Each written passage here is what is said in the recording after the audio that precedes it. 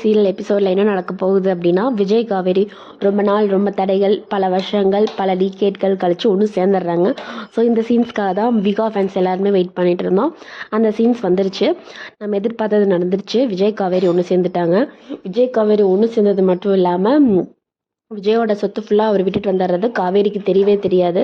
அதை அவர் அப்படியே மேனேஜ் பண்ணுறாரு. காவேரி இருந்துட்டு இந்த வீட்டில் உங்களால் இருக்க முடியாது, நம்ம போய்க்கலாம் அப்படின்னு சொல்லும்போது, விஜய் இருந்துட்டு எனக்கு வீடு முக்கியம் இல்லை, எனக்கு இருக்க பீப்புள்ஸ் தான் முக்கியம் அப்படின்னு சொல்கிறாரு. ஸோ விஜய் இனிமேல் தான் ஃபஸ்ட்லேருந்து எல்லாமே ஆரம்பிக்க போகிறாரு. அது காவேரிக்கு இன்னும் தெரியுமா தெரியாதா அப்படின்னு நம்ம நெக்ஸ்ட் ப்ரோமோவில் தான் தெரிஞ்சுக்கணும். அது மட்டும் இல்லாமல் விகா ஃபேன்ஸ் எல்லாருக்கும் ஒரு குட் நியூஸ் என்னென்னா, விஜய் காவேரி இனிமேல் ஒன்றா தான் இருக்க போகிறாங்க. அவங்கள பிரிக்க முடியாது. ஆனால் ஒரு பேட் நியூஸ் என்னென்னா, பசுபதினால பல பிரச்சனை வரப்போகுது. அந்த பிரச்சனை எல்லாத்தையும் இவங்க 2 பேரும் ஒன்றா இருந்து தான் ஃபேஸ் பண்ண போகிறாங்க. எப்படியும் அவங்க பிரியாமல் இருந்தால் நமக்கு அதுவே போதும் இல்லை. ஸோ அவங்க பசுபதி, விஜயோட சித்தப்பா இவங்க எல்லாருமே ஒன்று சேர போகிறாங்க.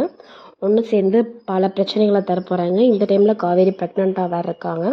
ஸோ அதெல்லாமே தெரிஞ்சால் இன்னுமே பல பிரச்சனைகள் அவங்க கொடுக்க ரெடியாக இருக்காங்க. ஸோ முன்னாடியே தெரிஞ்சுக்கணும் இந்த சீரியலோட ப்ரோமோ அண்ட் ப்ரொடிக்ஷன் அப்படின்னா சேனலை கண்டிப்பாக சப்ஸ்கிரைப் பண்ணிக்கோங்க. தேங்க்ஸ் ஃபார் வாட்சிங் திஸ் சீரியல்.